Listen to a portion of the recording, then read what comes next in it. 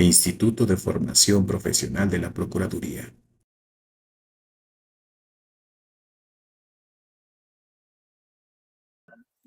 Hola, muy buenos días a todas y a todos. El día de hoy, el tema de la capacitación es protocolo de actuación con perspectiva de género para la investigación del delito de feminicidio en el estado de Hidalgo. Es por ello que le doy la más cordial bienvenida a la maestra Luz María Ramírez Pérez, así como al director de la organización civil CEINAC, el maestro Rafael Castellán Martínez, y a Alan Álvarez Ríos, quien pertenece también a CEINAC. Muchísimas gracias por su tiempo y la disposición que tienen. Es una importante colaboración, así es que estoy segura que va a ser muy interesante este tema para todas y todos. Muchas gracias y bienvenidas y bienvenidos. Buenos días a todas, a todos, a todes. Me da mucho gusto estar esta mañana platicando con todos ustedes sobre el tema de protocolo de feminicidio. Sé que muchas y muchos de los compañeros ya conocen el contenido del protocolo y día a día lo aplican de manera efectiva. Estábamos hablando, del tipo penal de feminicidio, cómo es en el inicio que estamos hablando que asesinato de mujeres por hombres por ser mujeres. Y muchos de nosotros nos quedamos con esa idea de que, pues es el asesinato de mujeres por hombres y las mataron por ser mujeres. Sin embargo, ahorita vamos a ver que nuestro Código Penal no se encuentra tipificado así. Sí fue ese el origen de feminicidio y en sus inicios. Así fue como se estableció. Sin embargo, se hizo la adecuación al generar el tipo penal de feminicidio y al menos aquí en nuestro estado de Hidalgo no se encuentra como asesinato de mujeres por hombres por ser mujeres, porque si observamos tan solo en nuestro estado, el feminicidio puede ser cometido no solamente por mujer, o sea, no solamente por hombres, puede ser cometido por cualquier persona. Y no se nos requiere el acreditar que es por ser mujeres, que estamos como muy casados en muchas ocasiones con esta idea. Yo he tenido compañeros que me dicen, pero no la mató por ser mujer, ¿a poco ahí la mató por ser mujer? No nos pide el tipo penal acreditar que la mató por ser mujer, nos pide acreditar las razones de género. Es decir, el odio no lo podemos medir, no lo podemos demostrar. No es, y lo sabemos quienes somos abogadas, abogados, no es correcto legislar con términos tan subjetivos como este, porque podemos entender que es el odio, pero puede ser distinto para una persona que para otra. Y sobre todo si hablamos ya en un juicio, una contraparte, una defensa, desde luego que nos va a querer desvirtuar lo que es el odio y nos va a decir, no, pero este hecho no tiene el odio suficiente. Y es muy complejo al momento que las personas juzgadoras tengan que resolver el asunto. Entonces, este es el antecedente, pero sí se acuña, digamos así, este término con esta conducción. Vamos a pasar a la siguiente, por favor. Entonces, sí es así como tenemos. La Corte Interamericana de Derechos Humanos en la sentencia Campo Algodonero 2009 incluyó en sus argumentos que los feminicidios son los homicidios de mujeres por razones de género. Recordemos que Campo Algodonero es una sentencia contra México dictada por la Corte Interamericana de Derechos Humanos con motivo de la inconformidad de la denuncia que hacen familias de mujeres en Ciudad Juárez. Ojo, no se trata de todas las mujeres encontradas muertas en Ciudad Juárez, asesinadas en Ciudad Juárez. Son las familias que promovieron, algunas familias que promovieron contra México y se conoce como Campo Algodonero porque los restos de estas niñas, de estas mujeres, fueron hallados en un campo en un campo sembrado de algodón. Por eso se conoce como sentencia Campo Algodonero. Pero en esa sentencia es muy relevante, la conocemos y es muy importante que la conozcamos, quienes no la conozcan, que la leamos, es muy extensa, pero es el antecedente más importante que tenemos y es la instrucción hacia México, pero además la declaración internacional de que el Estado mexicano es un Estado machista, que es un estado en el cual no se vela por los derechos de las mujeres y las niñas, que es un estado en el cual se revictimiza y las muertes violentas de mujeres son minimizadas y son invisibilizadas. Solo de manera muy general comentaré, entre otras cosas, qué fue lo que pasó en Sentencia Campo Algodonero. La revictimización de las familias desde el momento que buscaban a sus hijas, y como eran mujeres, muy jovencitas, entonces los comentarios de las autoridades de policía, las autoridades ministeriales hacia las madres de las víctimas, en el sentido de que hay una parte en la sentencia, por ejemplo, donde le pregunta la persona que está recepcionando la información, le dice el policía a la mamá de una de las víctimas, ¿cuántos años tiene su hija? Y ella dice la edad de su hija y le pregunta, ¿recuerde dónde estaba usted a esa edad? Haciendo mención, pues que recordara, pues que es una edad como asociando esta edad como a lo mejor a la diversión, a otras cuestiones, alejándola de la idea del delito y de que pues primero buscara bien a su hija y verificara dónde estaba, si estaría con algún familiar, con algún novio o en alguna fiesta o con alguna amiga, y posteriormente se hiciera la denuncia. Entonces, hubo negativa a iniciar las averiguaciones previas en ese tiempo por feminicidio, en este caso no por feminicidio, por desaparición, pero después hubo cuando ya son localizados los restos, hubo la equivocación al momento de hacer las identificaciones y fueron devueltos. Hubo primero destrucción de indicios, no se preservaron correctamente. Ahí observación al Estado mexicano, tema de cadena de custodia. Pero el otro tema importante y grave fue, se devolvieron restos de manera equivocada. A familias se les devolvieron restos no de sus hijas, sino de otras víctimas. Y entonces eso todo, hay muchos más detalles. La revictimización, el no poner atención en las investigaciones, y viene esta sentencia que por primera vez menciona en sus argumentos que los feminicidios son los homicidios de mujeres por razones de género, y viene entonces razón de género ya al tipo penal de feminicidio a nivel federal y también llega a nuestra entidad. Bien, pasamos a la siguiente, por favor. En el Código Penal de la Federación, la definición incluida fue: comete el delito de feminicidio quien prive de la vida a una mujer por razones de género, atendiendo entonces a la concepción que ya se había diseñado por las feministas y por las legisladoras, en este caso Marcela Lagarde, que fue quien identificamos más como quien estuvo encabezando estos trabajos, y además complementariamente con lo señalado en Campo Algodonero: comete el delito de feminicidio quien prive de la vida a una mujer por razones de género.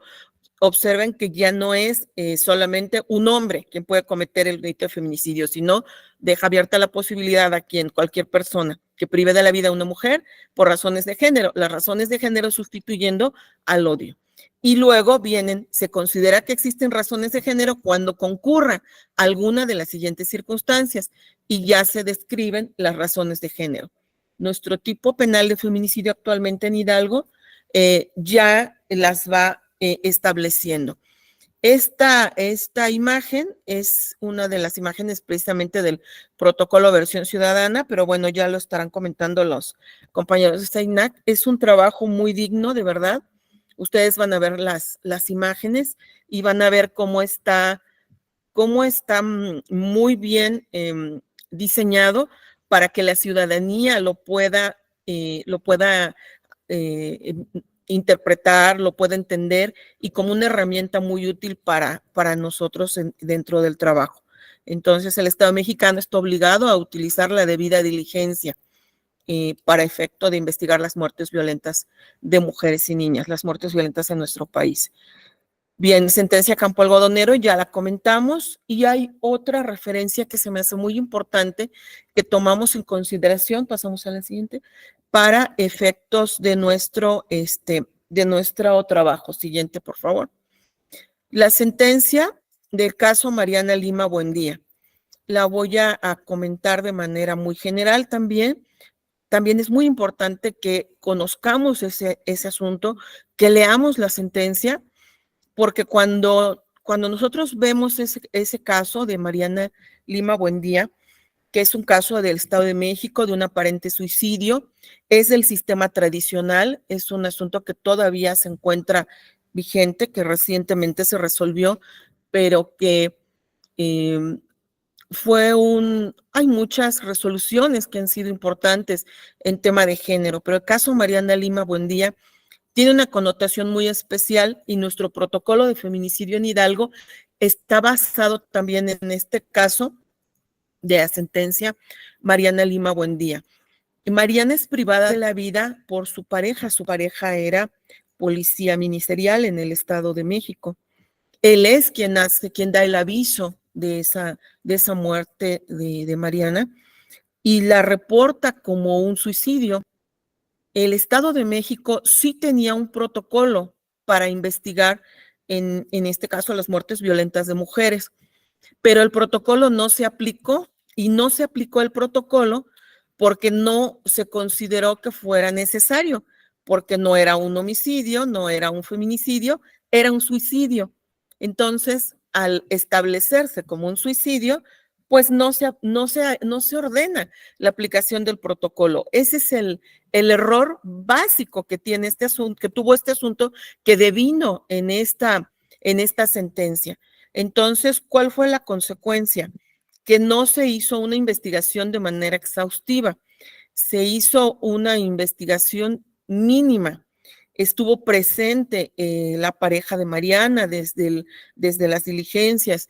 Hubo apenas un par de fotografías del lugar, apenas un par de fotografías de la necropsia, y había varios detalles que llamarían la atención de las personas investigadoras si fuera una muerte violenta de mujer.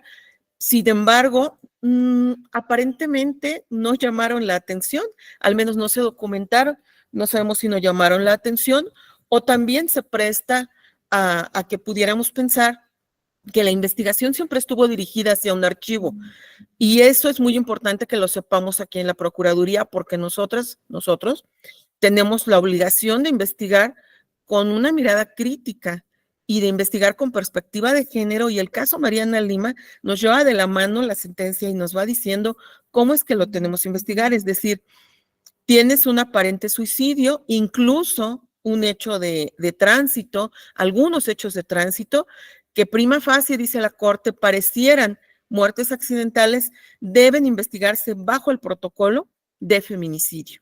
Por eso es que en Hidalgo se aplica el protocolo de feminicidio, incluso desde antes que tuviéramos este protocolo actualizado, que es el que vamos a estudiar el día de hoy, desde antes que lo tuviéramos, desde el anterior de 2016, ya se aplicaba y ya trabajábamos bajo el caso Mariana Lima.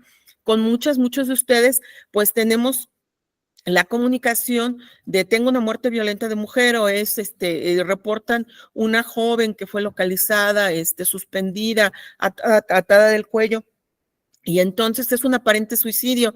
Y recordarán que siempre decimos, se aplica el protocolo hay que aplicar protocolo de feminicidio. Esta charla, esta plática es también para que sepamos quiénes no. ¿Por qué lo aplicamos? O sea, ¿por qué? Pues porque no sabemos investigar el feminicidio, porque no somos capaces de distinguir un homicidio de un feminicidio. No, lo aplicamos una vez, un mandamiento de la Suprema Corte de Justicia de la Nación. La sentencia Mariana Lima generó un precedente muy importante, porque el caso se archivó, el asunto se fue al archivo, y la mamá de Mariana, que es la persona que vemos en la imagen, la señora Irinea Buendía, sostuvo desde el inicio que su hija había sido privada de la vida.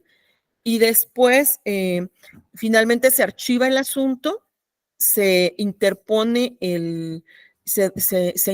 recursos, pero se sigue archivando su asunto. ¿Cuál es lo relevante aquí? Lo relevante es que la Suprema Corte de Justicia de la Nación resuelve la reposición de todo el expediente, pero no desde el momento en que ocurre la vulneración de derechos, como estamos acostumbrados a verlo. Es decir, si estaban recurriendo el archivo, bueno, te ordeno, Procuraduría del Estado de México, que no archives el asunto. pero dice la Suprema Corte, si ordeno eso sería tanto como subsanar una investigación que estaba mal hecha desde un inicio, que no se hizo con perspectiva de género, que no se hizo con exhaustividad y en un hecho sin precedente ordena la reposición desde el inicio de la averiguación previa.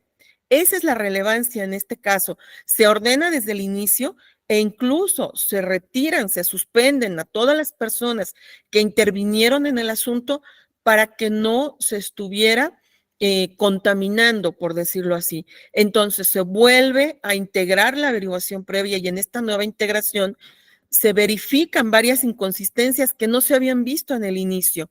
Mariana tenía tatuado el nombre de su pareja, pero además había la referencia en el estudio de contexto que siempre decimos. Bien, entonces, pues decíamos, el tema es que se hace en esta segunda revisión del caso Mariana Lima, ¿qué son las cuestiones que se establecen? Lo que se establece, por ejemplo, decíamos, Mariana tenía tatuado el nombre de su pareja, pero además, ahora sabemos que el feminicidio es un delito de contexto, que debemos observarlo con una mirada hacia el contexto en el que ocurre este hecho. Entonces, ¿en qué contexto ocurre? Mariana tenía tatuado el nombre de su pareja porque su pareja había repetido en reiteradas ocasiones que era su dueño y que no quería que ella fuera de alguien más y por eso tenía marcado, tenía tatuado su nombre para que entonces se supiera que pertenecía a él, ¿no? Ese es uno de los temas. Otra de las situaciones, Mariana usaba el cabello corto, tenía el cabello muy cortito y ella usaba el cabello corto porque siempre que era agredida, cuando era agredida por su pareja, él la tomaba de los cabellos. Entonces, como era reiterado que la tomara del cabello, ella decide cortarse el pelo para que él no tuviera de dónde sujetarla. Entonces, esa es otra de los puntos que se visibilizan ahí. Otro más, bueno, ya en un tema ya metiéndonos a la cuestión más de procesamiento del lugar, no coincide que dice pues que ella está sostenida la encuentra, él dice, la encontré suspendida de un clavo, no recuerdo cómo lo refiere, en la pared y la bajé. Y entonces dice que la bajó y la colocó en la recuesta. Eso es lo que él señala. Entonces es otra de las inconsistencias porque al momento de hacer los estudios se establece que no puede sostener el peso de Mariana ese clavo de donde lo refiere.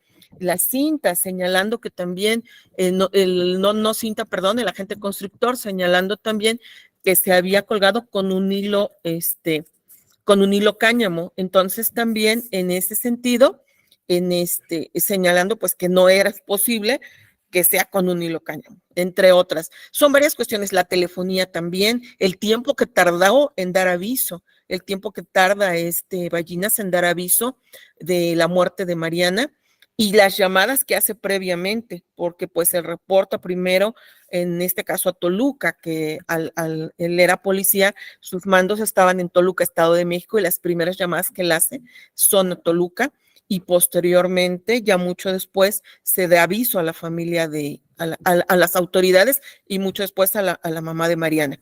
Entonces, bueno, ese es el antecedente del caso Mariana Lima. Recientemente estuvo la señora Irinea aquí en Hidalgo, habrán visto en redes sociales. Ella está ahorita actualmente haciendo una caravana por todo el país, llevando este mensaje de la sentencia porque ella dice no quiere que pase a otras mujeres, a otras niñas, lo que le pasó a su hija y que no se investigue su muerte con perspectiva de género. Entonces, vamos a ver a continuación un video que es precisamente relacionado al caso Mariana Lima. A la señora Irinea Buendía la acompañó el Observatorio Ciudadano Nacional del Feminicidio y es como de ahí deviene la representación jurídica que ella tiene y esta lucha que tiene, y está este video que se hizo en una de las organizaciones que conforman el observatorio, que es Católicas por el Derecho a Decidir, y nos dice de manera, es animado, pero nos dice de manera muy sencilla cómo es este caso, para tenerlo como antecedente a a lo que vamos a continuar estudiando esta sesión. A ver si se puede reproducir. ¿Hay un comentario? ¿Sí? Lo voy a leer. Dice, Sí. maestra, una pregunta. ¿Y si todos los homicidios les damos el mismo tratamiento a los que se hace para el delito de feminicidio? Por ejemplo, el delito de secuestro o homicidio culposo. Entonces al final lo checamos, me dicen aquí en el instituto, para tenerlo presente. Vamos a ver el video. Sor Juana, necesito tu ayuda. ¿Qué pasa, Richie? Tengo que hacer una tarea para el curso de sermones bíblicos y me está costando mucho. ¿De qué se trata? Dice, encuentra los personajes bíblicos de David y Goliat en nuestros días. Y yo no encuentro nada, Sor Juana. Conozco el caso de una mujer del Estado de México. Con su tesón e inteligencia, logró sacudir un tremendo Goliat. ¡Ja! Sabía que ibas a encontrar algo, Sor Juana. Cuando conozcas la historia, no vas a estar tan contento, Richie. Irinea Buendía lleva 6 años luchando contra el sistema judicial mexicano. Un Goliat inmenso. ¡Ah, Chihuahua! Su hija Mariana estaba casada con un comandante de la policía judicial, un hombre muy violento que la había golpeado y amenazado de muerte varias veces. El día que asesinó a Mariana, el comandante le avisó por teléfono a Irinea diciéndole que su hija se había suicidado. Cuando Irinea llegó a la casa, la policía había alterado la escena del crimen. Irinea lo miró a los ojos y le dijo: Te salvarás de la ley de los hombres, pero nunca de la ley de Dios. Terrible cosa es caer en manos de Dios vivo, y mi Dios va a hacer justicia. El día del velorio, Irinea extendió los brazos al cielo y gritó: ¡Justicia, Señor! ¡Quiero justicia! Convencida del asesinato de su hija, su primera lucha fue conseguir el expediente. Resultaron ser 5 hojas de una investigación llena de inconsistencias. Irinea no pudo terminar la escuela. Fue empleada doméstica, vendedora y cocinera. No sabía nada de leyes y juicios. Consiguió libros de derecho y por su cuenta empezó a estudiar. Durante 6 años luchó contra 20 ministerios públicos, 3 procuradores, 4 subprocuradoras de género y 2 fiscales. Nadie le creyó que su hija había sido asesinada. Pero en este caso, Goliat le ganó a David, Sor Juana.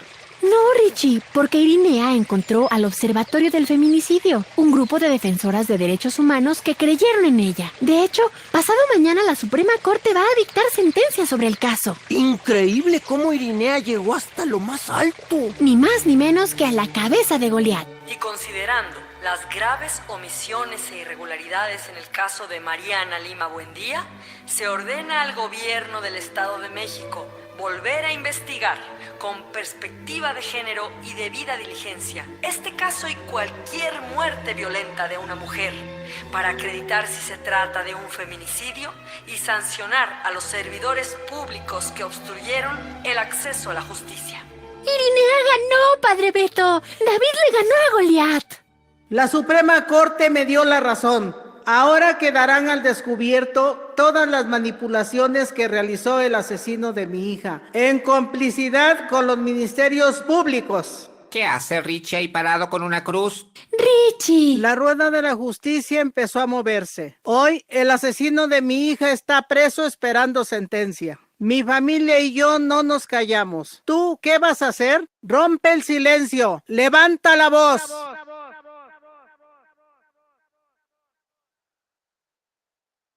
Es de manera, este video está hecho, insisto, por Católicas por el Derecho a Decidir. Es muy breve, pero sí es muy, sintetiza lo que pasó en este caso Mariana Lima y que ahora lo tenemos como una sentencia obligatoria. Son 2 criterios de la Suprema Corte de Justicia de la Nación los que derivan de este caso y que son bajo los cuales está diseñado nuestro protocolo.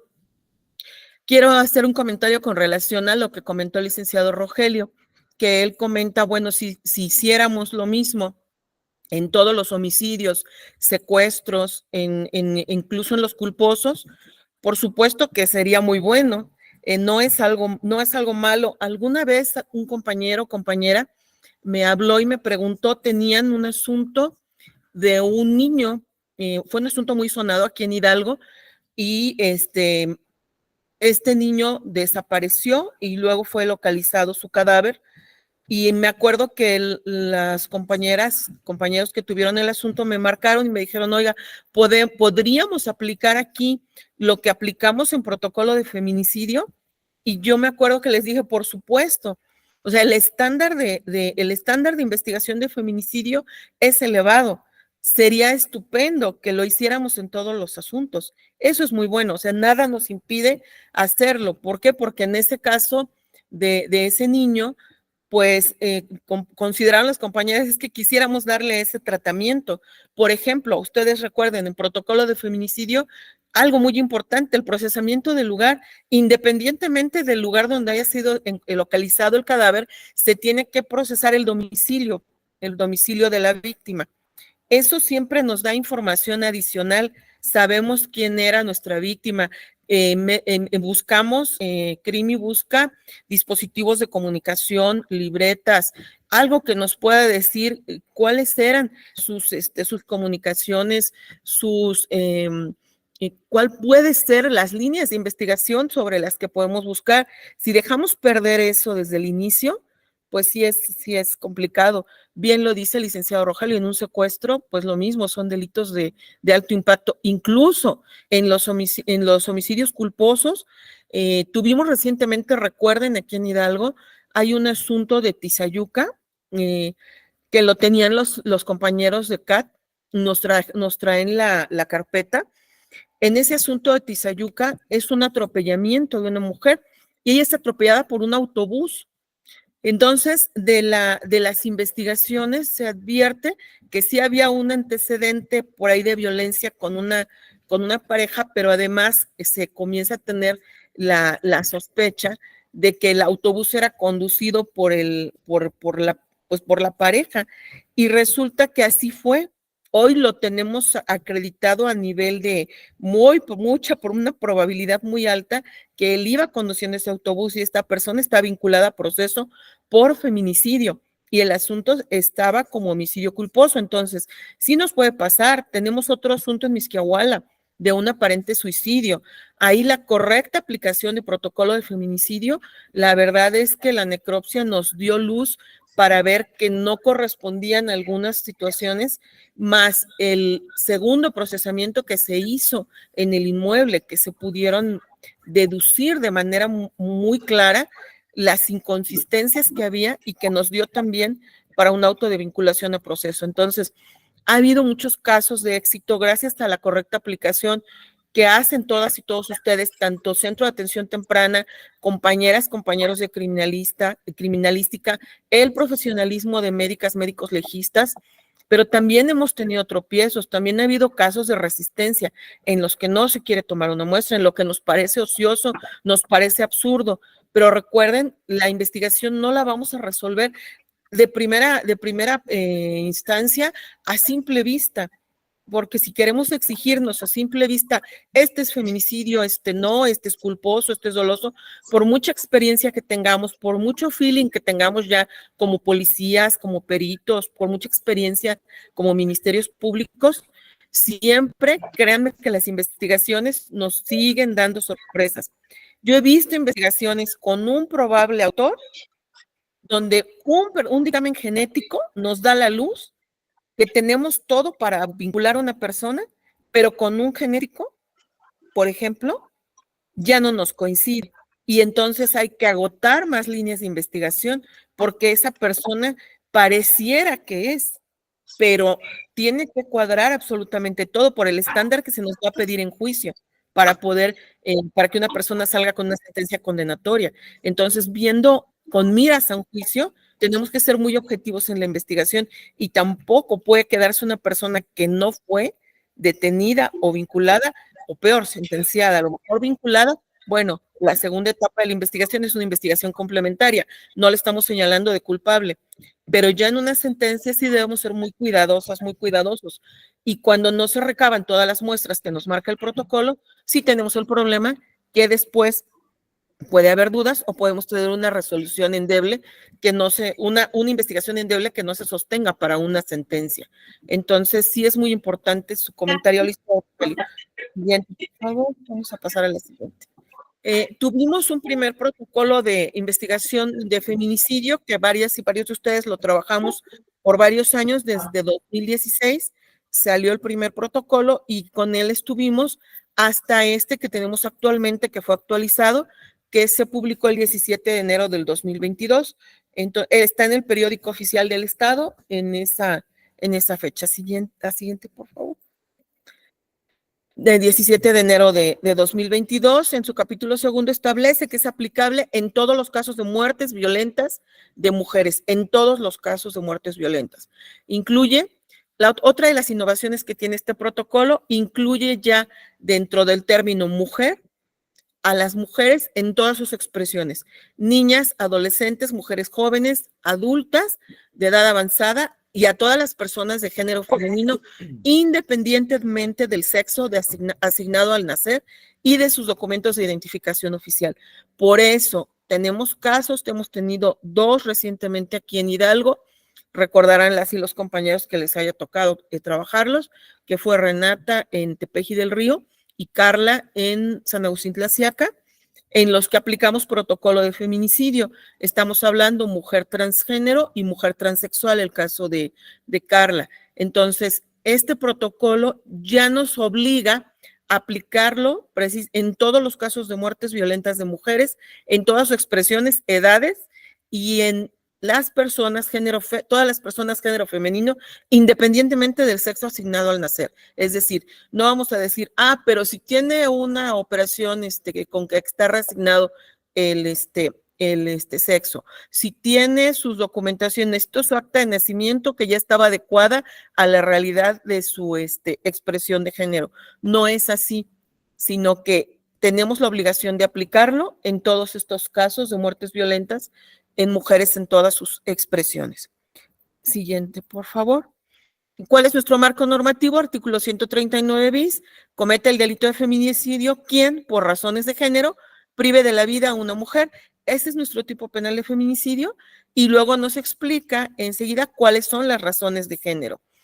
Antes de que vayamos a comentar esto de las razones de género, quiero darle ya la intervención a los compañeros de servicios de inclusión integral AC para efecto de que ellos les puedan compartir, porque también dentro de lo que ellos van a compartir ya vamos a ver las razones de género en nuestro protocolo. Les van a compartir lo que es ya este trabajo que se hizo, que ya se presentó ante el procurador, que ya se publicitó, que ya han estado compartiéndolo ellos con algunas primeras y primeros respondientes y que estaba pendiente la difusión hacia el personal de la Procuraduría y ahora pues esta es una gran oportunidad del Instituto de Formación de Instrucciones del Procurador Santiago Nieto para que podamos hacer esta difusión y para que podamos tener en nuestra capacitación lo más actualizado que tenemos. Yo les digo, es el único estado de la República que tiene un protocolo en versión ciudadana y sabemos que incluso se quiere replicar en otras entidades como una buena práctica de nuestro estado, como un trabajo conjunto y como una muestra de que la sociedad civil no son nuestras enemigas, nuestros enemigos, nuestros enemigos, que podamos a trabajar de manera coordinada y que las personas servidoras públicas somos ciudadanía también. Y entonces cuando autoridades y sociedad civil se conjuntan, aquí ya sí pasó, nos conjuntamos en este trabajo, Procuraduría, sociedad civil, con la intervención de USAID, Embajada Americana, y entonces el producto fue este trabajo, que es este protocolo que les van a presentar ahorita las personas de Servicios de Inclusión Integral AC, y que además la idea es que se les comparta tanto impreso en las agencias y lo tengan a la mano como una herramienta más de trabajo para las labores que realizamos. Van a ver que es un trabajo muy digno, del cual debemos sentirnos muy orgullosos en la Procuraduría, y también un trabajo muy digno con sociedad civil. Entonces le doy la palabra a Rafael Castelán, al director de Servicios de Inclusión Integral AC, y a Javi. Adelante, Rafa. Claro, hola a todas, todos, todes. Pues también muchas gracias por la invitación a participar en este proceso también de capacitación, que sabemos que ustedes ya llevan varias sesiones y que seguramente tendrán algunas más. Y bueno, pues para dar continuidad a la participación de la fiscal, pues nosotros queremos decirles que este trabajo, pues como ya decía la fiscal, es producto de una colaboración que no es de ahora, que ya comenzó quizá en 2013. En su momento, algunas y algunos de ustedes vivieron esta solicitud de declaratoria de alerta de violencia de género y que de algún modo nos llevó a confrontarnos, pero también al diálogo. Y entonces algo importante es que desde 2013, a partir de esta solicitud de la declaratoria de alerta de violencia de género, pues comenzamos con una serie de acuerdos o de estrategias de colaboración. Y una de ellas, nuestras colegas feministas en ese tiempo, ya venían impulsando con la Cámara de Diputados, con la legislatura, poder tipificar el delito de feminicidio, y en efecto fue una tipificación que hasta ahora no ha tenido como variaciones, ¿no? Es un delito que es autónomo y que ahí se puede utilizar para pues, poder dar justicia a las personas que son asesinadas por las razones de género, que ahorita ya revisaremos. Si avanzas, por favor. Y bueno, sí, creo que sí, porque ahora esta garganta se puso mal. Y bueno, decirles que también uno de los temas que nosotros estábamos como pidiendo mucho era el protocolo de investigación de feminicidio. En ese momento, el procurador en turno lo que hizo fue crear una circular, porque todavía no se terminaba de construir este protocolo, y con esta circular de algún modo mandataba, primero, pues que todas las muertes violentas de mujeres se investigaran como feminicidio. Sin embargo, como ya decía la fiscal, pues llegó este protocolo hasta 2016. Y prácticamente algo que nosotros mirábamos es que a este protocolo le faltaba incorporar algunos elementos de la sentencia Mariana Lima, pero también algunos elementos internacionales y sobre todo, ya que estaba la apertura, pues la participación de la sociedad civil. Y es por eso que durante un tiempo estuvimos trabajando con la Procuraduría y con la Fiscalía para poder llegar a este protocolo, que ya se publica el 17 de enero de 2022, y prácticamente durante ese tiempo y todo lo que llevamos del 2023, pues nos hemos dedicado a consolidar o a buscar consolidar el comité de seguimiento a los procesos de investigación policial y ministerial de las muertes violentas de mujeres con perspectiva de género. Y me parece que este elemento con perspectiva de género es a veces lo que nos causa demasiado ruido, porque nos han dado muchas capacitaciones sobre género y a veces pensamos que cuando hablamos de género solo es hablar de mujeres de manera exclusiva, pero no hemos logrado comprender que no, o sea, que obviamente sí hay que hablar de mujeres, pero hay muchos otros elementos que están entre el asunto o pegados o de relacionados directamente con la situación o con la condición de ser mujeres, como pueden ser también la clase social a la que pertenecen, la lengua que ellas hablan, pero también puede ser el asunto de la migración u otros elementos de desventaja que estén allí presentes, que ahorita quizá vamos a mirar con algunos conceptos. Y bueno, este protocolo, que ya es como la versión ciudadana, tiene esa portada por la verdad y la justicia, que los invitamos a descargar en el siguiente código QR. En ese código QR, si ustedes le disparan con su teléfono, buscan su lector del teléfono, los va a mandar a un drive, y en ese drive, si alguien tiene problemas me avisa, en ese drive están dos documentos. Uno es este protocolo que se publicó el 17 de enero en el Diario Oficial del Estado de Hidalgo, y el otro es el protocolo, digamos, en versión con lenguaje ciudadano, que hemos titulado Verdad y Justicia. ¿Sí? El protocolo para la investigación de las muertes violentas de mujeres en versión ciudadana. ¿Por qué le pusimos por la verdad y la justicia? Bueno, desde quienes nos dedicamos a la defensa y promoción de los derechos humanos, consideramos algunos delitos como el feminicidio o como la desaparición también, como delitos graves o más bien graves violaciones a derechos humanos, por distintas situaciones. La primera de ellas es que el hecho de que una mujer llegue a ser asesinada por razones de odio, que son estas razones de género, tiene que ver porque el Estado, digamos, en sus diferentes órdenes y niveles de gobierno, así como las diferentes personas que están en las dependencias, no hemos logrado todavía articularnos acertadamente para prevenir que llegue a suceder un feminicidio. Y lamentablemente sigue siendo un fenómeno pues que está presente en nuestra sociedad, y además que es un fenómeno que no solo daña a una persona, sino también daña, por supuesto, a las familias, a la comunidad y de manera general a toda la sociedad.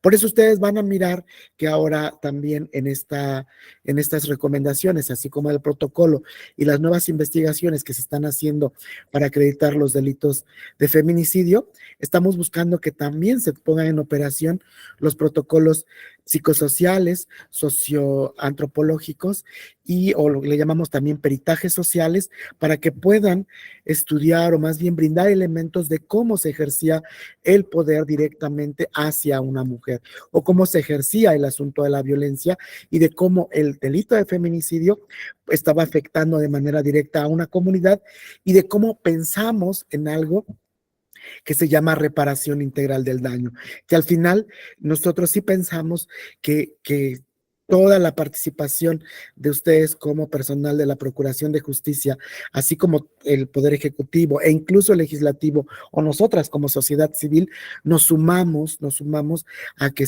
el daño, sabemos que una vida no se repara, pues ya no va a estar, pero lo que sí sabemos es que en la medida en cómo se lleve a cabo una investigación, en la medida en cómo se sancione a las personas responsables y en la medida en cómo se atiendan otras necesidades de las víctimas, es como podemos llegar a una reparación integral del daño.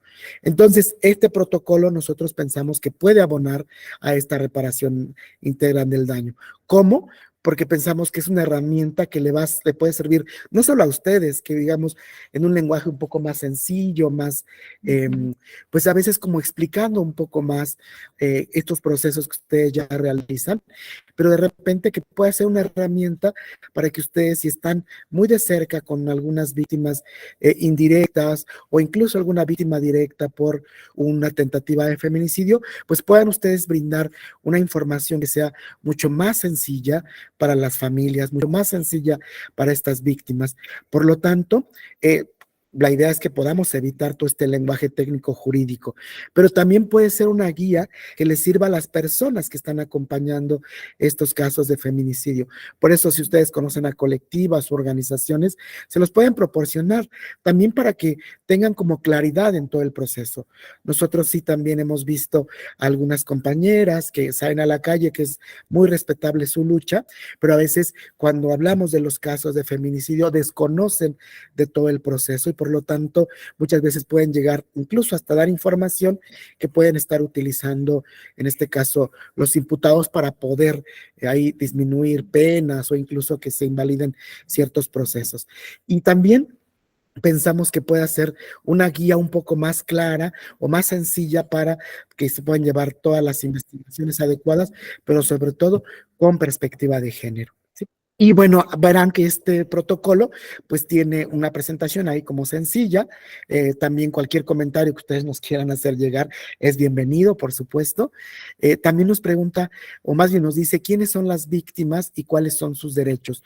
Este protocolo, ya lo decía la fiscal, está centrado en las víctimas, por lo tanto, comienza por las víctimas y pensando en cuáles son sus derechos, que a veces pensamos que ellas no pueden participar, pero pues ellas tienen todo el derecho de participar en el proceso de investigación, de aportar todos los elementos que ellos consideren como adecuados para la investigación, y nosotros tenemos la obligación de escucharles. También viene un apartado de justo las obligaciones de nosotras como autoridades ante las víctimas.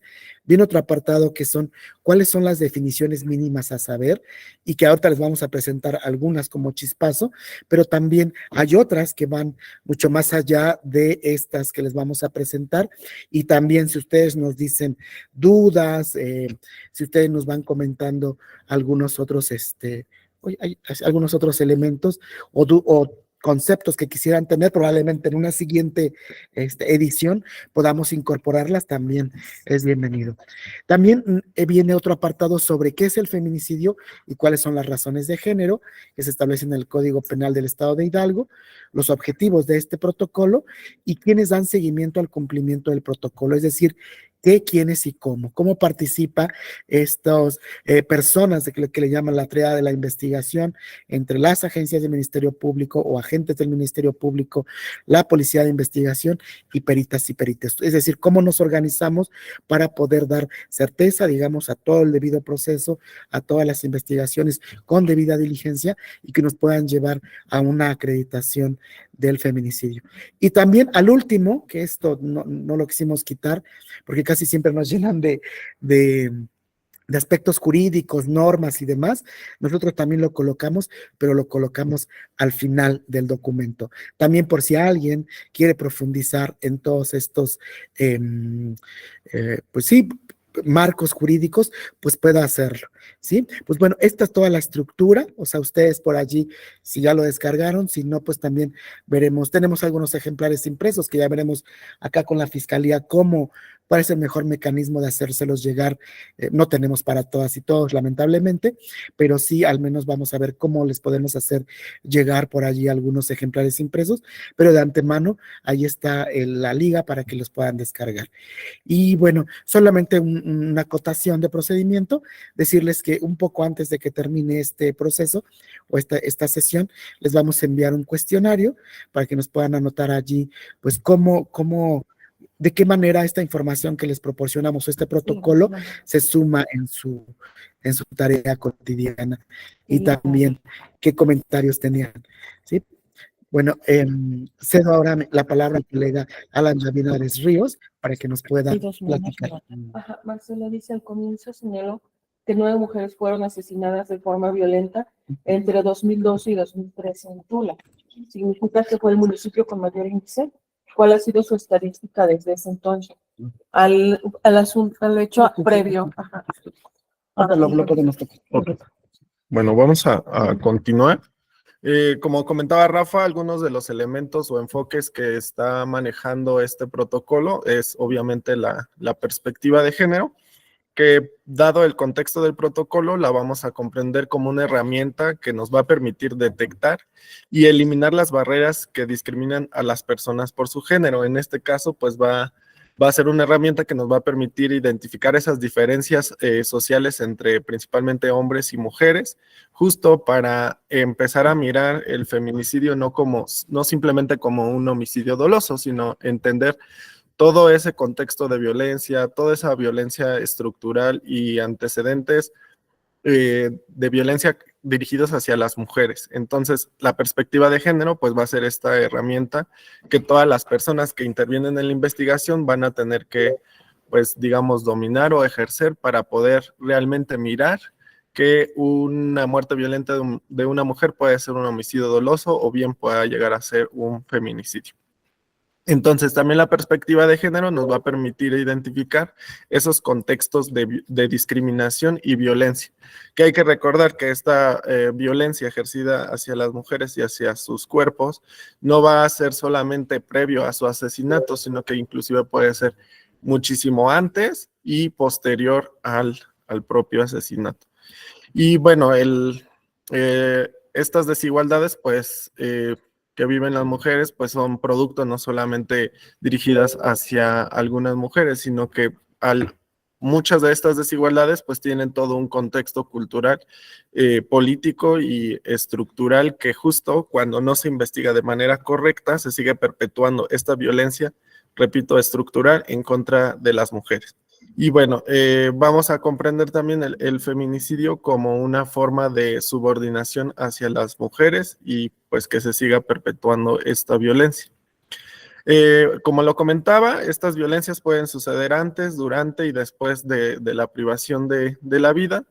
Y tenemos la premisa que toda muerte violenta de mujeres debe de investigarse como probable feminicidio. Esto quiere decir que quienes estemos investigando vamos a ir pensando la escena o el crimen como si alguien más hubiera asesinado a esta mujer.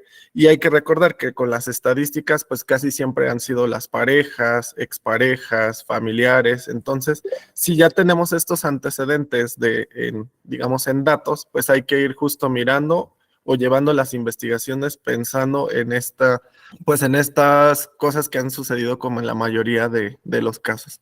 Y sobre todo en aquellas muertes violentas que aparentemente son suicidios. Y bueno, aquí también nos comentan que pues hay que garantizar la perspectiva de género en todo el proceso desde el inicio de la investigación para que puedan ser acreditadas las razones de género que las vamos a ver más adelante. Otro enfoque es el enfoque diferencial. Independientemente del tema del género, hay otras estructuras de dominación y subordinación que se ejercen hacia las personas, como puede ser el tema de discapacidad, el tema de la clase social, el tema de ser una persona que habla una lengua, digamos, una lengua como el español, a una persona que habla una lengua originaria. Y vamos a entender que hay diferentes contextos, que no solamente el género va a atravesar a una mujer, sino hay que ir pensando en cómo estas diferencias entre personas pueden inclusive poner en mayor vulnerabilidad o en mayor violencia a ciertas mujeres. El enfoque diferencial también es un método de análisis que emplea una lectura de la realidad, pretendiendo hacer visibles las formas de discriminación para brindar adecuada atención y protección de sus derechos, especialmente cuando es una niña, cuando es una mujer adolescente, puede ser una mujer migrante, una mujer trans, una mujer de edad avanzada, una mujer indígena o de pueblos originarios, de la diversidad sexual, como ser una mujer lesbiana o bisexual, una mujer afrodescendiente con discapacidad, o la suma de estas y otras características adicionales. El enfoque diferencial no lo vamos a entender como la suma de las opresiones o de estos elementos, sino cómo estos elementos interactúan entre sí para justo ver por qué esa mujer estaba en mayor riesgo que otra persona. El enfoque de niñez va a ser otro elemento que se incorpore en este protocolo, que consiste en reconocer a niñas, niños y adolescentes como personas que tienen derechos, que participan en la familia, la escuela, la comunidad y en los espacios de toma de decisión para el cumplimiento de sus derechos. ¿Por qué es importante incorporar el enfoque de niñez? Porque muchas mujeres que han sido asesinadas de forma violenta, las niñas y niños que podrían ser sus hijos pueden ser personas que participen en el proceso de investigación, pero siempre tomando en cuenta justo esta normativa de derechos de las infancias y sobre todo su protección integral ante temas de feminicidio. Pero también hay que reconocer esto pensando niñas y niños como víctimas indirectas, pero también las niñas y las adolescentes pueden ser víctimas de la violencia feminicida. Y entonces es importante mirar cómo los contextos de infancia en México pueden también poner en mayor riesgo a las niñas y a las adolescentes. A lo largo del protocolo, en esta versión ciudadano, vamos a encontrar estas como hojas arrancadas de una libreta que justo van a señalar ya sea acciones que deben de realizar las autoridades, pero también va a ser un recordatorio para las víctimas de lo que deben de realizar las autoridades. Entonces aquí vamos a tener un recuerda que dice, al recabar las entrevistas de las hijas e hijos de mujeres víctimas de feminicidio, es necesario tomar medidas especiales que garanticen su protección y sus derechos. Y estas medidas no necesariamente tienen que ser asistenciales, es decir, que no puedan tener participación en el proceso, pero sí es importante que se resguarde su integridad de las infancias víctimas por violencia feminicida. Y por último, el enfoque intercultural va a implicar identificar la pertenencia o autoidentificación de las mujeres a un pueblo originario o indígena, que podrían tener otra lengua distinta al español. Esto es importante porque no es necesario que hablen una lengua originaria para reconocerlas como mujeres de pueblos originarios. Pero es importante también reconocer que puede ser su familia quien aporte ciertos pues, digamos, información importante para la investigación que no necesariamente la familia hable español. Y esto es importante evidenciarlo para que, pues, quienes se dediquen a los peritajes sociales y antropológicos, pues, puedan reconocer que puede haber elementos que trasciendan a lo que comúnmente conocemos, ¿no? Y entonces es importante que se realicen estos peritajes para que podamos identificar algunos elementos que pueden tener cargas del género, pero que funcionen diferente en una cultura u otra. Entonces, aquí, pues, quienes se dediquen a la investigación tendrán que incorporar este enfoque intercultural en los procesos de investigación, sobre todo cuando implica a mujeres de pueblos originarios. Y bueno, aquí tenemos otro recuerda que las personas se pueden autopercibir de un pueblo originario o indígena sin necesidad de hablar una lengua originaria. Y no podría ser un criterio para reconocerlas. Y en caso de que no reconozcamos a una persona solo porque no habla una lengua originaria, pues es también ejercer discriminación. Y sobre todo, pues puede ser una discriminación estructural.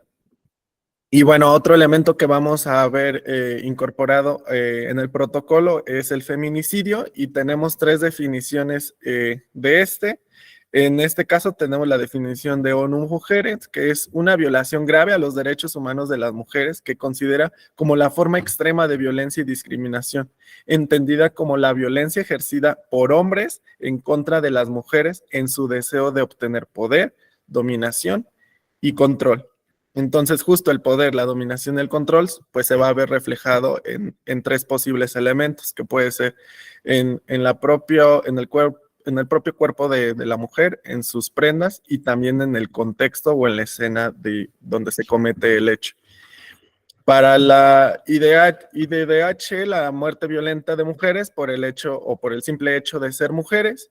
Y también tenemos otra definición que es homicidios de mujeres por razones de género, que esta última es la que está más apegada a lo que viene en el Código Penal para el Estado de Hidalgo, y dice, tenemos aquí otro recuerda, que la falta de investigación adecuada conlleva la impunidad, es decir, que no se les castiga a las personas que cometen el crimen, provocando que esta sea la principal causa de la continuidad de los crímenes y consecuencia de la violencia estructural contra las mujeres.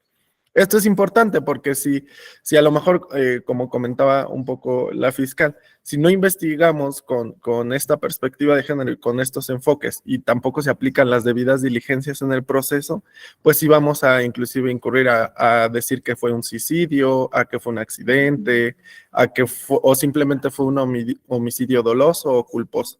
Y entonces el no visibilizar la violencia ejercida en contra de las mujeres, pues hay un tema de discriminación estructural y que perpetúa que sigan existiendo los feminicidios. Después otro elemento que vamos a tener que también viene este cuadro lo vamos a encontrar tanto publicado en el periódico oficial como en esta versión ciudadana, que es la diferencia entre homicidio y feminicidio. Y vamos a entender que en el homicidio pues no hay razones de género, ¿no? En el feminicidio vamos a encontrar las 7 razones de género que se encuentran en el Código Penal para el Estado de Hidalgo y recordar que puede ser antes, durante y posterior a estas razones de género. El bien jurídico tutelado en el homicidio pues simplemente, digamos, es la vida. Y en el feminicidio también es la vida, pero también se suman otras como la integridad, la dignidad, el derecho a vivir una vida libre de violencia, la libertad y la seguridad, que se van a ver reflejadas pues en las razones de género. El sujeto pasivo en el homicidio no requiere alguna característica, podemos ser todas las personas, a diferencia del feminicidio, que son las mujeres y toda esta diversidad de ser mujer. En el homicidio puede ser doloso o culposo, en el feminicidio, el propio feminicidio pues es doloso porque conlleva hazaña, conlleva como un pensamiento más como digamos estructurado para poder asesinar a una mujer, entonces el feminicidio pues en sí mismo es doloso. La tentativa de feminicidio también le incorpora el Código Penal del Estado de Hidalgo, que consiste o se refiere al acto intencionado de asesinar a una mujer, pero que no conlleva directamente a su asesinato. Es decir, que la intención es asesinarla, pero por diferentes características no logra su asesinato. Y bueno, vamos a aquí ver las 7 razones de género. que, bueno, que viene en el 139 bis del Código Penal para el Estado de Hidalgo, y pues las vamos a ver con mayor profundidad con la fiscal. Gracias. Bueno, por los tiempos igual vamos a agilizar.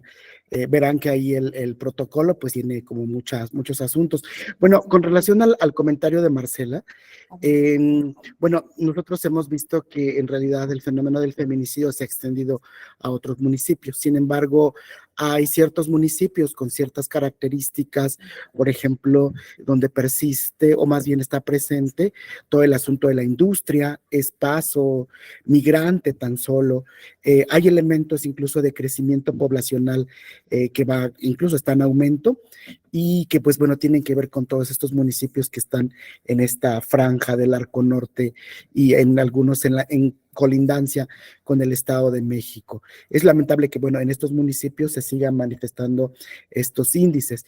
Nosotros en CEINAC realizamos, además de, digamos, de llevar como la numeralia, como una revisión hemorragráfica de las muertes violentas de mujeres.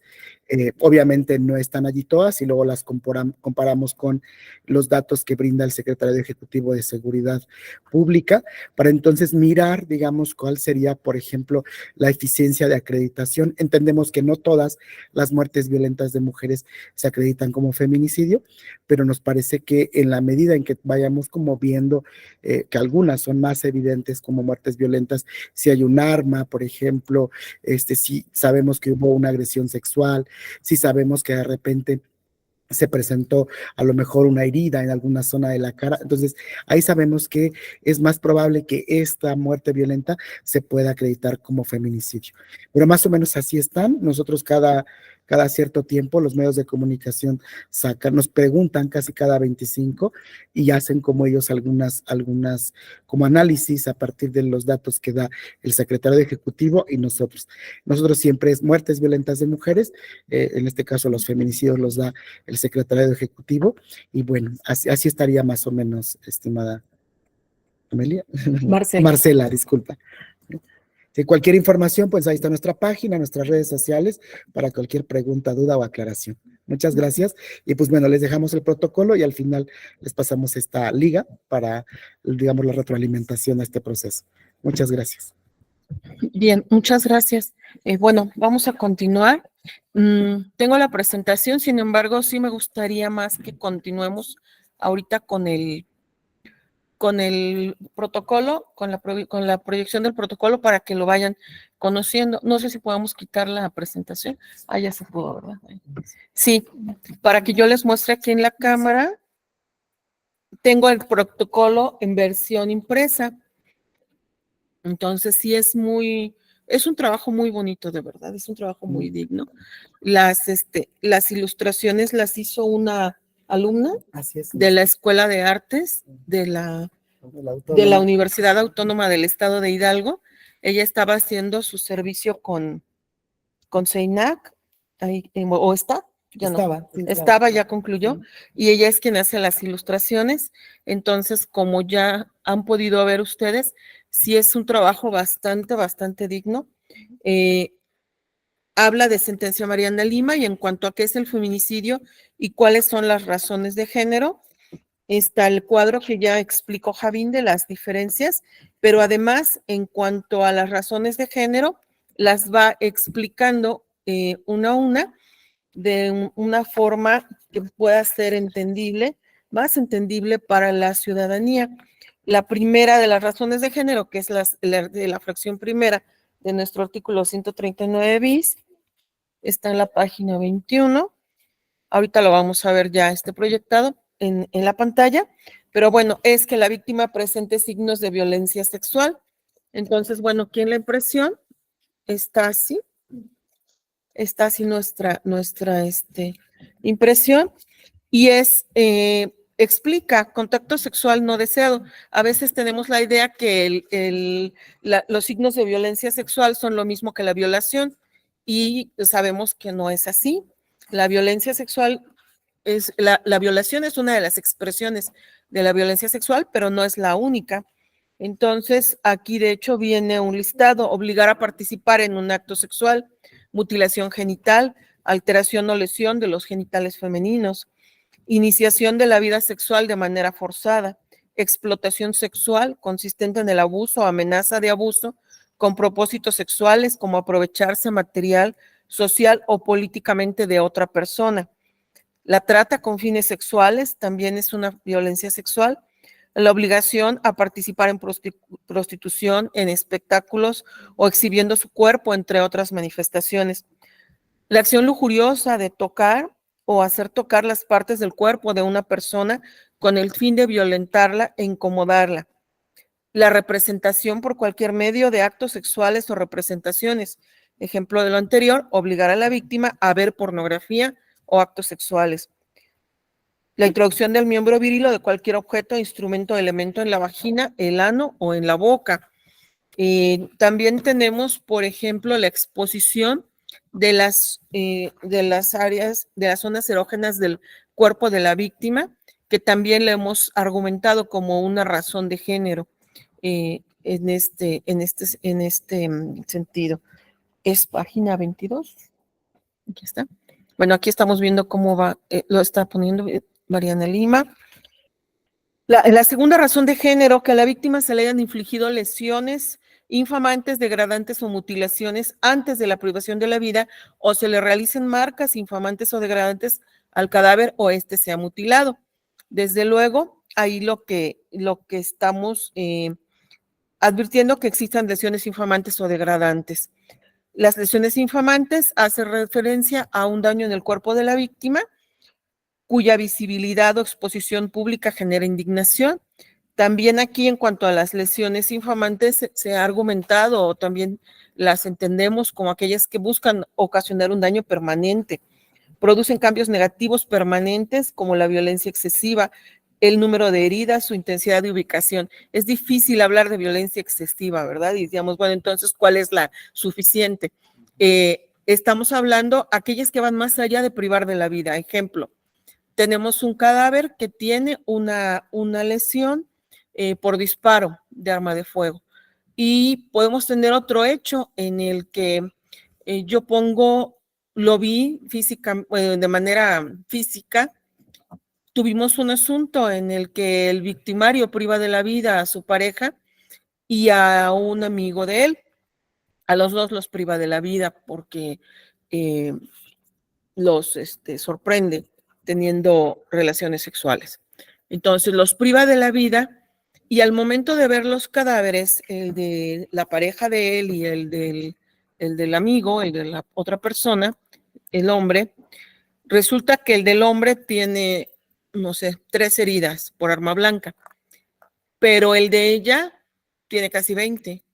O sea, tiene heridas, por ejemplo, en sus senos, en sus piernas, las heridas de defensa de las manos, pero son heridas, esas son las heridas, las lesiones que podemos argumentar como infamantes o como degradantes que van más allá de privar de la vida a la mujer, sino que estas heridas que se ocasionen, por ejemplo, en sus senos o en las piernas, es evidente que no son heridas para privar de la vida, sino son heridas para ocasionar sufrimiento, o si son artefactos ocasionados después de la muerte, pues son, sí, definitivamente una expresión de la hazaña con la que se está privando de la vida a la persona. Por eso no nos dice nuestro tipo penal saña, nos dice lesiones infamantes y degradantes. Recuerdo también una lesión en una víctima que fue privada de la vida al interior de un centro de reinserción social en la visita conyugal, y a ella la priva de la vida su pareja con un instrumento punzocortante hechizo. Entonces tenía una lesión ella en el antebrazo que era completamente, se veía el hueso de la víctima, era muy, muy profunda, pero además salió digámoslo de forma coloquial, el trozo de carne del antebrazo de ella. Y yo recuerdo que cuando la vi fue de los primeros asuntos que nos tocó trabajar por ahí de 2016, ha de haber sido ese hecho, y comentábamos eso con las compañeras. Esta es una lesión degradante, o sea, esta lesión no solamente, o sea, no es una lesión para privarla de la vida, es una lesión que va más allá. Es una lesión que busca ocasionar un daño adicional a la muerte, que es lo que también se argumenta mucho. Mutilaciones, que se refiere a parte del cuerpo. Las amputaciones, como hemos tenido también casos. En la tercera razón de género, que existan indicios que establezcan que se han cometido amenazas, hostigamiento, aprovechamiento sexual, violencia o lesiones del sujeto activo en contra de la víctima. Esta razón de género, fíjense que yo la he defendido muchísimo, porque sí nos permite acreditar el feminicidio al pedirnos que existan indicios que establezcan que se han cometido violencia, porque podemos optar amenazas, hostigamiento o aprovechamiento sexual, violencia o lesiones del activo en contra de la víctima.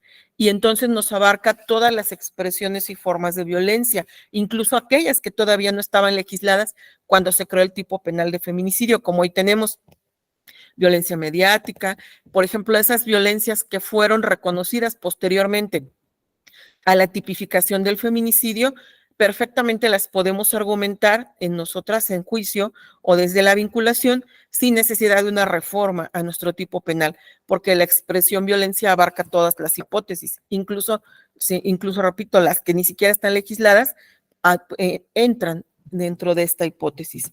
En la cuarta razón de género es que el cuerpo de la víctima sea expuesto o arrojado en un lugar público. Entonces, ahí tenemos cuando los cuerpos de las víctimas son localizados en lugares públicos. Y siempre me gusta hacer la distinción que la razón de género es lugar público, no vía pública, que a veces tenemos ese error. Digamos, pero no estaba en la vía pública, estaba en un terreno. Si estaba en un terreno, pero se sigue considerando si a este terreno tiene acceso cualquier persona de manera libre, se considera lugar público también. Entonces, también se puede argumentar. Y dice, el protocolo en versión ciudadana señala que cuando estos cuerpos se observan actos de violencia como vejación, maltratos, humillaciones dirigidas a la víctima, hemos tenido víctimas en las que después de privarlas de la vida, les son colocados letreros, por ejemplo, con un papel. Hace tiempo tuvimos una víctima, una marca, una letra en su cuerpo, con cortes a su piel, mutilaciones, tortura, que es un castigo físico, mental o sexual dirigido a la víctima, putrefacción, la descomposición del cuerpo de la víctima.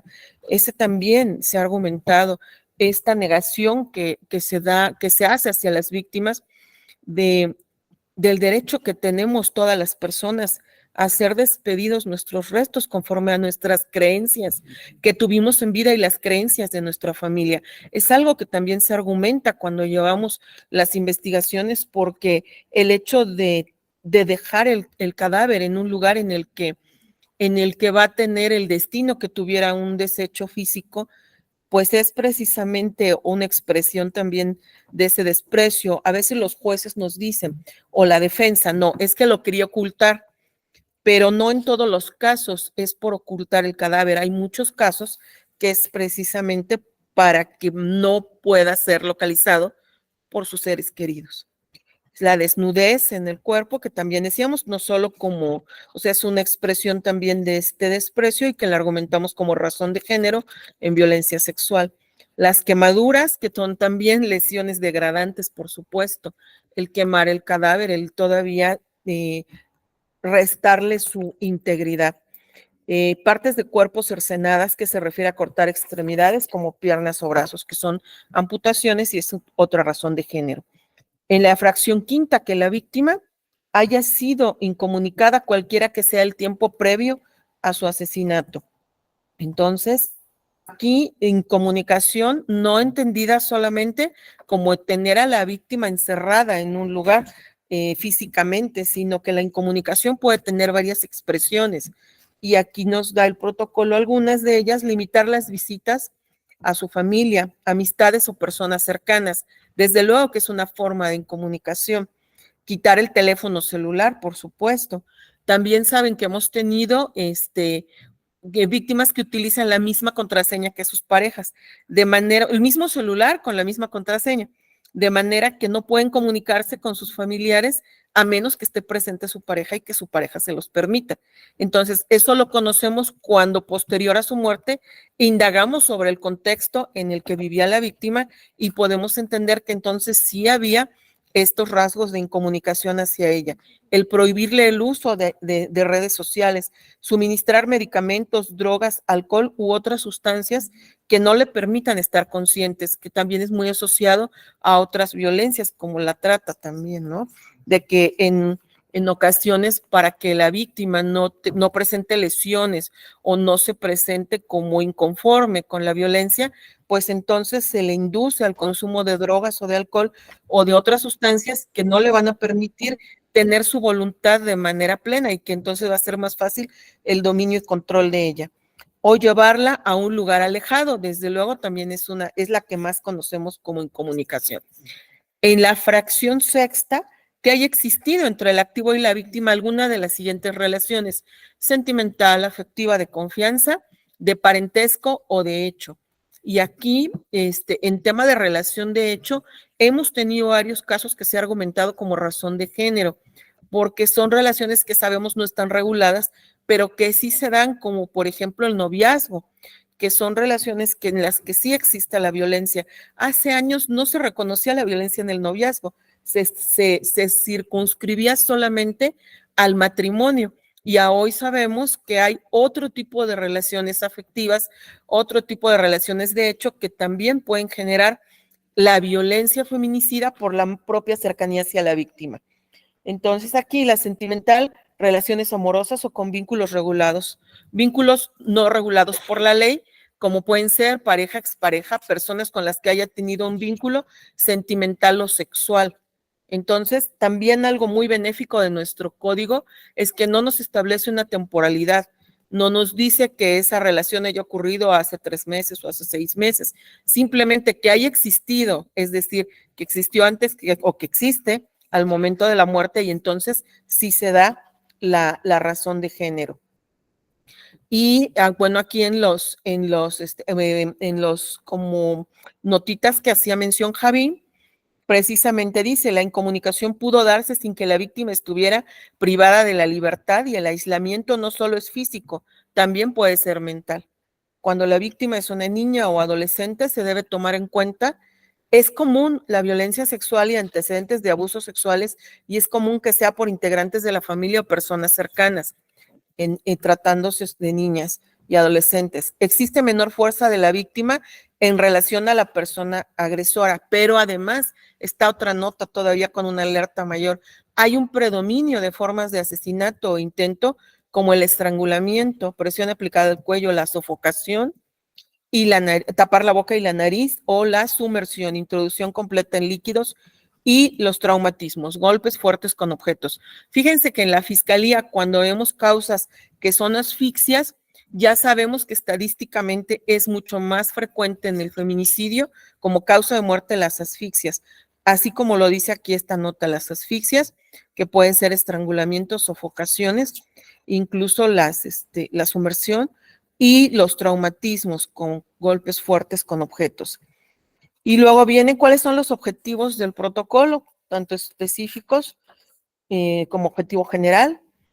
Por supuesto, incorporar los estándares de debida diligencia, perspectiva de género, enfoque diferencial y derechos humanos que mencionó Javina al inicio de su intervención en todas las actuaciones de las autoridades que intervenimos para un adecuado procedimiento de investigación y acreditar correctamente las razones de género.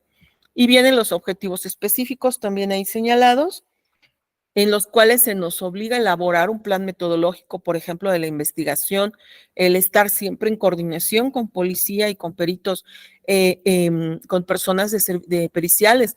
El éxito de las investigaciones tiene mucho que ver con esta coordinación que exista policía, nuestras expertas y expertos forenses y Ministerio Público. Si policía tiene su investigación, su línea por separado el perito, por separado el Ministerio Público, difícilmente vamos a tener un caso de éxito.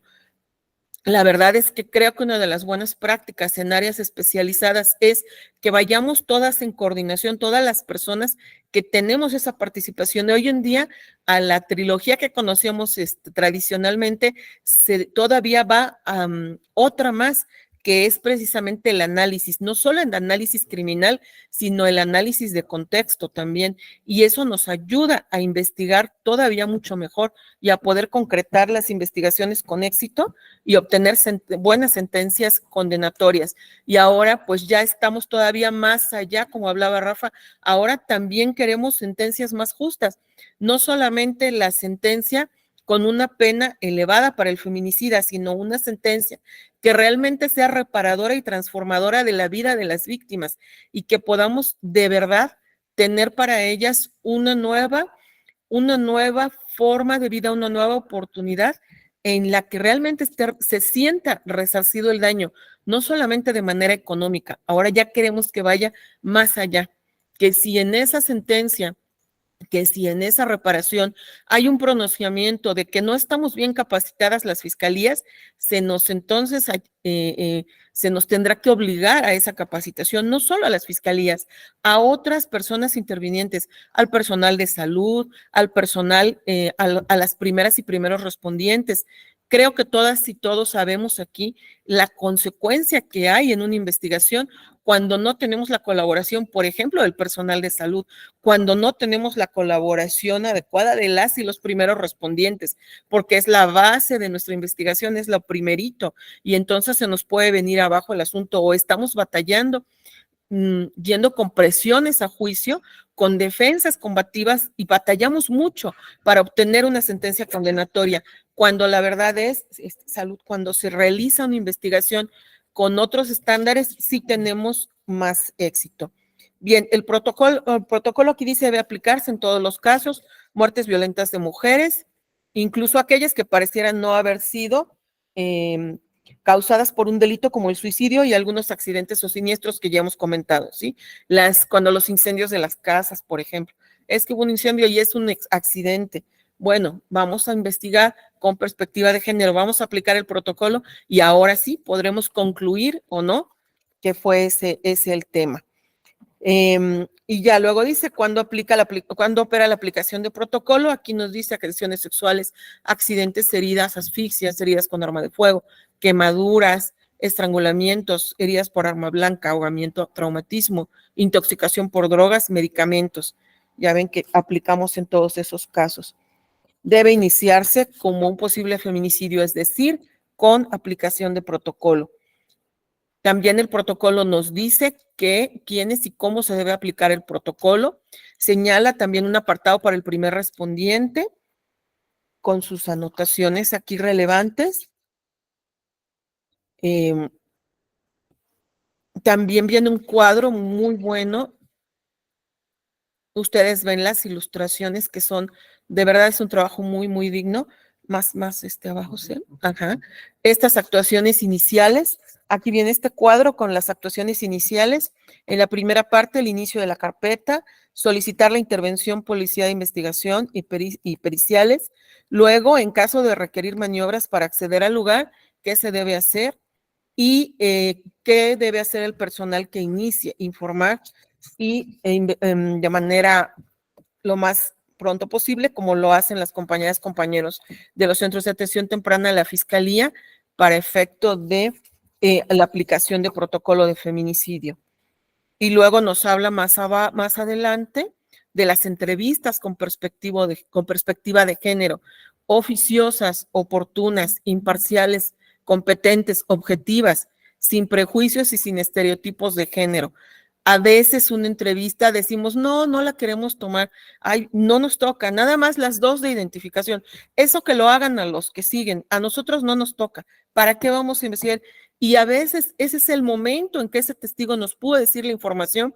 ¿Y qué creen? Que cuando lo queremos hacer ya después, días después, pues resulta que ya habló con otras personas, ya se asesoró, ya se acercaron los familiares del imputado y ya no nos la dejan o ya no encontramos a la persona. Ha habido casos que ya ni siquiera las encontramos y resulta que estuvo el día del levantamiento del cadáver, estuvo en el Ministerio Público, estuvo con el policía y no le fue recabada su entrevista. Esa es la visión precisamente de la perspectiva de género. Por eso dice, deben ser oficiosas. La perspectiva de género no es lo que la víctima nos pida, es que nosotros podamos deducir qué es lo necesario para mi investigación de éxito. Mientras esté en el centro de atención temprana, así sean 24 horas de verdad, hay agentes del Ministerio Público que mis respetos, es su investigación en ese momento y como tal dignamente la trabajan. Ya hice esto y ya tengo también este oficio, también puedo generar esto. Tienen una visión ya desarrollada, muchas y muchos de los compañeros de, esto va a ser importante. Ya pedí el expediente clínico, ya pedí la nota médica. Eso es muy bueno. Algo más, algo muy importante también que nos habla el protocolo. Vamos a continuar, por favor, en el siguiente, más abajo. Nos habla de la búsqueda de cámaras cercanas. También es importantísimo si no se preservan de inmediato hoy en día todo lo que nos registra la tecnología, después tenemos complicaciones. La documentación fotográfica del lugar de investigación, de la ropa de la víctima y del cuerpo de la víctima, también es bien importante porque después ya no tenemos toda la misma visión que se tuvo al inicio de la investigación. Por eso es que se puntualiza mucho cuando platicamos con los compañeros, incluso ahí vienen algunas de las características que deben tener esta documentación fotográfica, tanto del lugar, de ropa y de cuerpo de la víctima, y cómo deberán ser, que deberán tener una iluminación adecuada. El guardar los archivos electrónicos de las fotografías es bien importante. Yo sé que a veces dicen, bueno, las imprimimos en blanco y negro porque no tenemos insumos, pero sí podemos resguardarlas, el archivo electrónico. Después, cuando ya estamos al final de la investigación, al cierre de investigación para una mecánica, no saben lo útil que son estos archivos electrónicos por las y los peritos. En criminalística también nos marca algunas de las reglas generales y las diligencias que se sugieren, la supervisión, aseguramiento de escena del delito, todo lo que se sugiere en tema de criminalística con el apoyo de las y los primeros respondientes y de la policía para evitar también que se difunda material de las víctimas, que se filtre la información sensible, el aseguramiento de la escena del delito, que también lo que comentamos con las y los compañeros, para poder hacer una segunda intervención si es necesario, que en la mayoría de los casos a veces, ya con los primeros avances que tenemos de la investigación, pues ya tenemos más clara la posible hipótesis y vamos a una segunda intervención a veces de manera más exhaustiva o más especializada, o no, a veces ya tenemos claro cómo ocurrió el hecho, pero siempre en muchas ocasiones es necesario.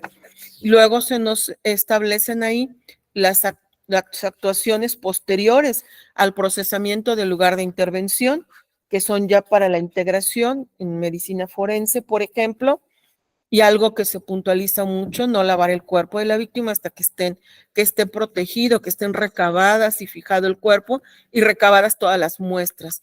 Que bueno, hemos visto los cadáveres en los hechos, que llevan estas bolsas en las manos, estas bolsas de papel para proteger precisamente que se puedan tomar correctamente las muestras. Y la mecánica de lesiones, también importantísima. Las lesiones, también nos habla de esto, el cronotanatodiagnóstico y la necropsia de ley. Le explica y qué es lo que debe tener como mínimo los dictámenes periciales, como mínimo el nombre de la o el médico que realizó la necropsia, la fecha y hora de inicio, la fecha y hora del término de la necropsia. A veces decimos, es que se sobreentiende que ese día terminó. No se sobreentiende, no para una defensa. Una defensa siempre lo va a interpretar en beneficio de su teoría del caso, es en beneficio del imputado. Por eso sí debemos tener mucha claridad en cómo expresamos nuestro trabajo. A veces es un trabajo de mucha calidad, pero si no tenemos lo básico para dar la certeza, batallamos en juicio. La mecánica de hechos, y también nos habla ya de una reconstrucción. Tenemos en uno de los asuntos, ya hicimos una diligencia muy apegada a lo que son estos criterios de reconstrucción, ya con un maniquí, con el peso que tenemos registrado de la víctima. Tan importante es, por ejemplo, en la necropsia, la estatura, el peso, la medida de la víctima. Y, por ejemplo, en un asunto ya se hizo, en 2 asuntos lo hemos hecho, con el maniquí, con el peso, con la estatura, para poder establecer cómo pudo ser esta mecánica en un suicidio, en un aparente suicidio, y para poder confirmar o descartar la teoría que tenemos al inicio, ¿no? Y luego ya nos vienen también por especialidades, química, genética, nos va señalando, nos habla del plan metodológico de investigación que debemos tener y finalmente del procedimiento de atención para las víctimas.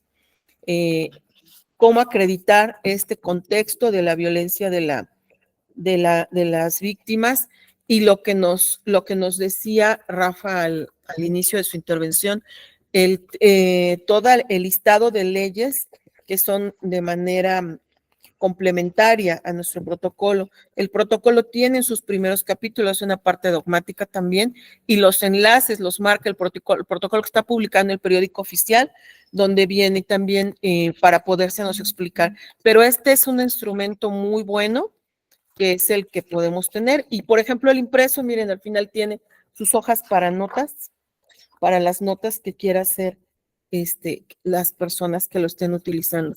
Entonces, pues el día de hoy es lo que queríamos compartir desde la Fiscalía, desde la Subprocuraduría de Delitos de Género, Desaparición e Impacto Social, y este trabajo que es muy bueno y que es una herramienta nueva para todas y todos los operadores en la Procuración de Justicia en muertes violentas de mujeres. Entonces, era muy importante que lo conocieran, que tengan el enlace y que, como ya dijo Rafa, para efecto de la distribución de los ejemplares, seguramente lo estaremos haciendo a través de las direcciones y los coordinadores para poder hacer llegar los ejemplares, pero además es importante que lo tengamos y que con podamos tenerlo como herramienta incluso para explicarle a una víctima, para explicarle a una familia qué es todo lo que implica este tipo de investigaciones, que nos compromete más porque entonces nos van a exigir más las familias, pero que además también creo que todas y todos queremos tener investigaciones de éxito. Entonces, si tenemos la clave de cómo hacerlas, pues creo que eso es muy bueno. Entonces, pues ya nada más quedaría el tema del cuestionario, que ya está en el chat, y no sé si quieran todavía la participación de algún compañero. Creo que hicieron las preguntas en el chat, y yo agradezco muchísimo la presencia de CEINAC. Estamos muy orgullosas, muy orgullosos del trabajo que se hizo conjuntamente. De verdad es un trabajo muy bonito y que ojalá sirva para que sea más fácil la aplicación de nuestro protocolo, y reconozco el trabajo de todas y todos los compañeros del Ministerio Público, de los centros de atención temprana, de las y los compañeros de las unidades mixtas, de las unidades de otras áreas con quienes nos toca trabajar desde la Fiscalía, y que todas participan en las resoluciones de éxito para las familias. El trabajo de la policía, también muy importante, y desde luego de las y los expertos forenses, con todas sus especialidades, con todas las complejidades que sabemos que hay en las cargas de trabajo, pero que han llevado a muchos casos de éxito y que esperemos siga siendo así, y ahora esperemos todavía visibilizarlos más con aquellos que se han pretendido simular como que no son feminicidios por los responsables, y que podamos todavía descubrirlos con una manera más fluida para que la justicia llegue más pronto a las familias. Agradezco mucho, reconozco el trabajo de todos, y pues agradezco mucho la participación la invitación por parte del Instituto de Formación Profesional, y me da mucho gusto saludarles una ocasión más, como hemos coincidido en tantos asuntos, en las oficinas, en los distritos. en los eventos y cómo seguiremos coincidiendo en el trabajo también. Muchísimas gracias a todas y todos.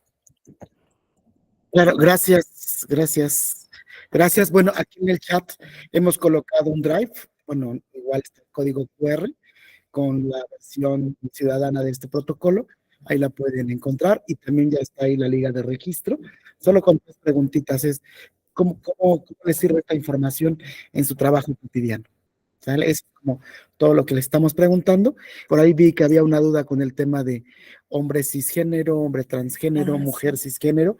Bueno, los hombres que nos identificamos como hombres y nacimos con pene, somos hombres cisgénero. Lo mismo una persona que nació con vulva y se identifica como mujer, es mujer cisgénero. Si hay alguien que no se identifique con el sexo que le asignaron, puede ser un hombre transgénero o una mujer transgénero. Y bueno, igual agradecerles y pues bueno, ahí estamos a la orden en nuestras redes sociales. Sería todo. Muchísimas gracias. Muchas gracias a todas y a todos por su participación en esta importante capacitación. Tengan un excelente día. Muchas gracias a SEGNAC nuevamente y a la maestra Luzma. Muchísimas gracias.